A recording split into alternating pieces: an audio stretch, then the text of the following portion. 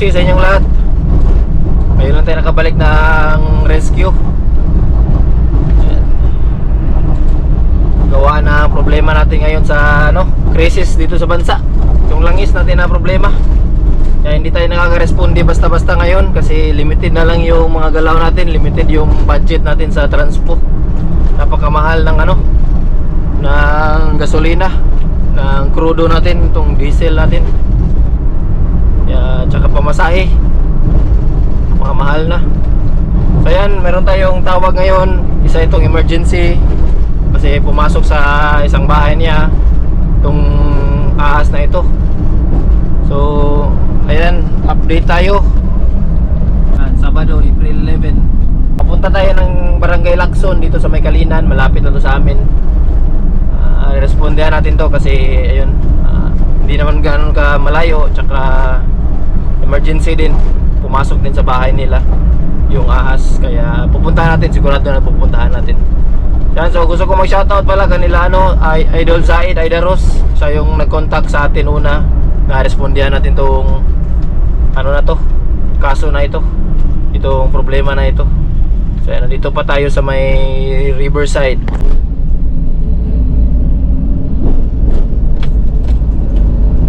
So magtatakip silim na. Yan. Shoutout sa lahat ng mga taga Kalinan, ng mga idol natin. So bira na kami makarescue ngayon, Idol Mark. Hindi tayo nakakapag-rescue kaagad ngayon kasi yun nga, limited yung mga galaw namin. Pero kung sa abot ng mga kaya natin, gaya nito, emergency, malapit lang, pwede natin puntahan. Meron tayong mga tawag noong kamakailan, mga taga-Buhangin, mga distrikto. Meron din sa downtown area. Hindi natin na-respondihan kasi nga limited yung limited yung galaw natin. Limited yung resources natin ngayon. Pero sige lang, baka humupa na tong tension doon sa Middle East. Bababa na din tong mga presyo ng natin, mga langis natin. So ayan, papunta tayo ng Barangay Lacson. Abangan nyo yung rescue natin doon. Ayan, so dito na tayo sa Barangay Lacson. Ayan. Shoutout pala sa kaibigan natin dito, si Idol Gerson Ponce. Dito siya nakatira. Hindi ko lang alam kung saan purok siya, pero dito sa Barangay Lacson daw siya nakatira, kasama yung pamilya niya.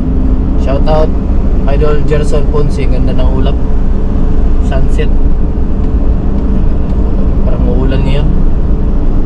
Ayan. So, malapit na tayo. Ayan, dito natin sa area. Puntahan natin, subi na natin. Pupunta tayo doon sa loob. Ayan, dito na tayo sa area. Nakapansel? Yung area. Dito tayo sa area niya sila. Ilad na yan, basta basketballan, ng basketballan nila. So nag-aalaga si sir ng dito, mais tsaka mga hamster. Pumasok sa isang container niya. Ikaw ni mo sir? Hamster? Oh, patay. Pinatay lang. Oh, hindi niya kaya ako eh. So pinatay lang yung Ayan, kita niyo. Natural habitat kasi yung paligid niya. Maraming cobra dito. Akala ko sa kawayan. Shoutout pala kay Idol Zaid sa pag-refer kay sir. Post si sir online. Tugunan natin, na-respondihan natin.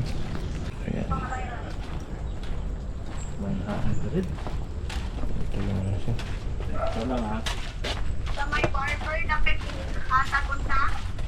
Sa barber na. Wala, naka-reschedule man to. Yung mga sir, alaga na sir.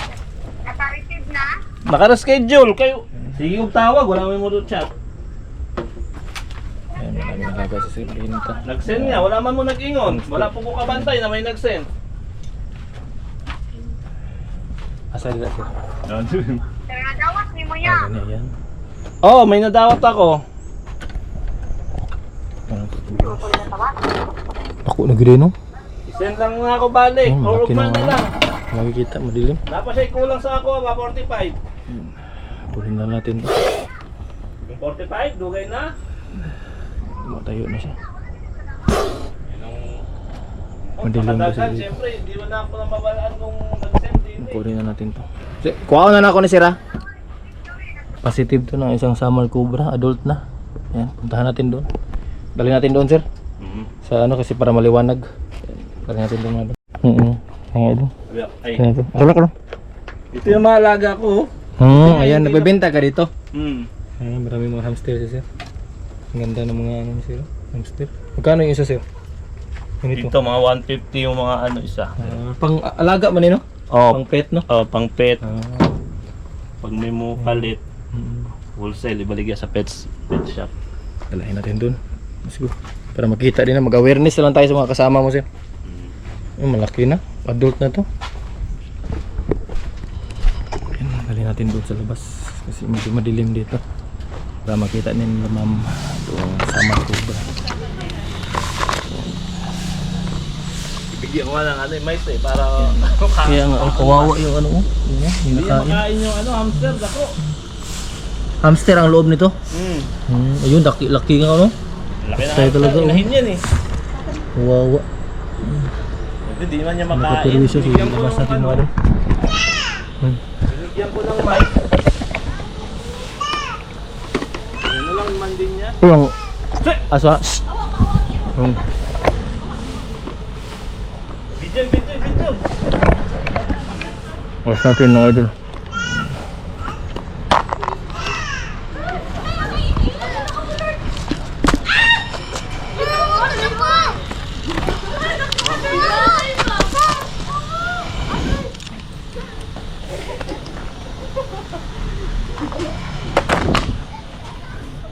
Yan, laki.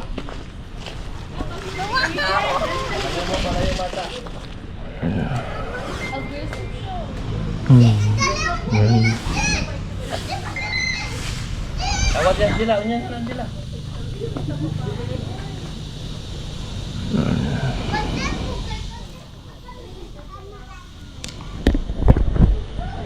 Defensive siya, dili sa ingon na aggressive. Yan, summer cobra mga ito. Dako na ni siya sa mga 3 years, 4 years, pat katuig. So kapag hindi ka gumagalaw, hindi ka rin niya atakihin. Pero kapag gumalaw ka, yun yung delikado kasi kapag tapakan mo siya, yun yung ano, yan tatayo siya. Anything na gagalaw sa harap niya, yun yung delikado. Tapos nandudura din to sila. Meron silang venom na pwedeng idura sa mata.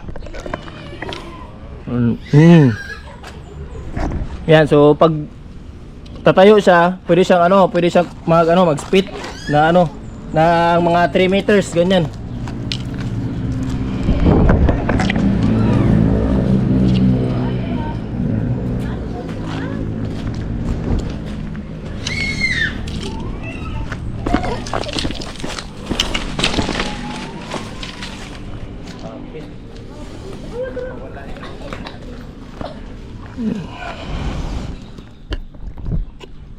So ang venom niya, neurotoxin.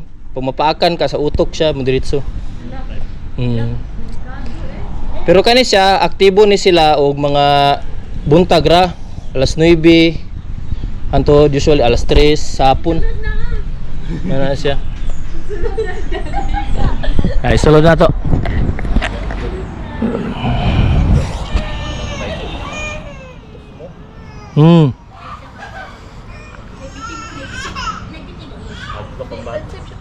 First time yun ako nakakita cobra sa personal. No, tulog lang.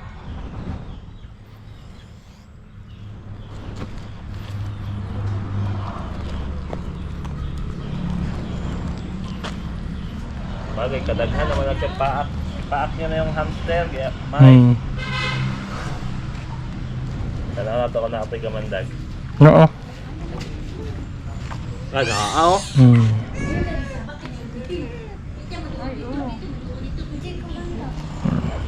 Dugo? Grabe oh.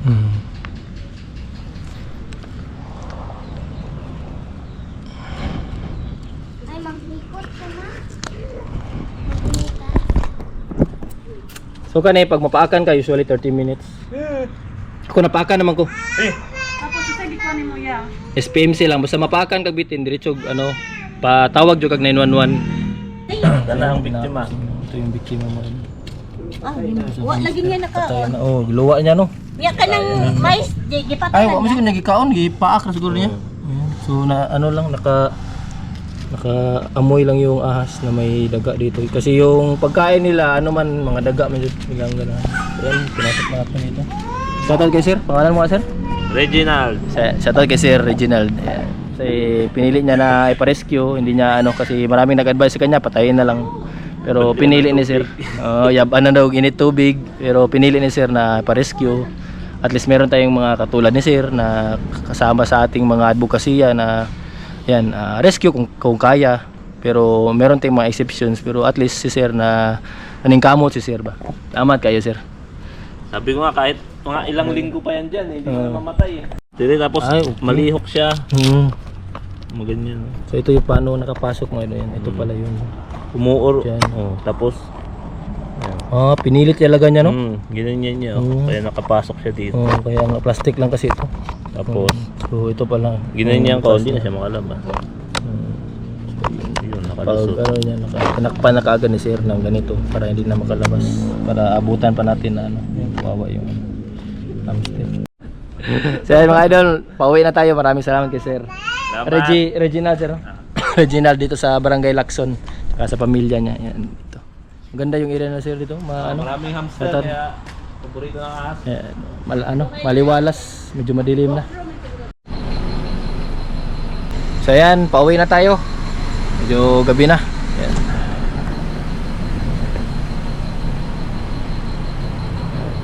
Tumutunog na yung mga kuliglig. So, maraming salamat sa lahat ng mga tumutok. Short video lang to. Madalian lang yung rescue natin kasi medyo gumagabi na. Tapos hindi naman ganun ka mahirap yung rescue kasi nakakulong na siya. So yun lang, masama yung nangyari kasi nakagat yung yung hamster. Pero talagang aksidente. Pinasok na ang cobra kasi inaamoy niya yung paligid, amoy daga, kaya napasok niya yung tapos yun lang, may butas yung kulungan. Kaya yun, maraming salamat sa lahat ng mga na sumusuporta sa atin. Hanggang dito na lang yung vlog natin. Yan, so dito ako ngayon sa Barangay Lacson, pauwi na ako. So, yan, time check. Yan, so mag-aalas 6 na. Gabi. Shoutout kanila Idol Zaid Aidaros kasi may refer na tayo, at least naka-rescue na naman tayo ngayon. Maraming salamat mga idol. Sa sunod na rescue na naman.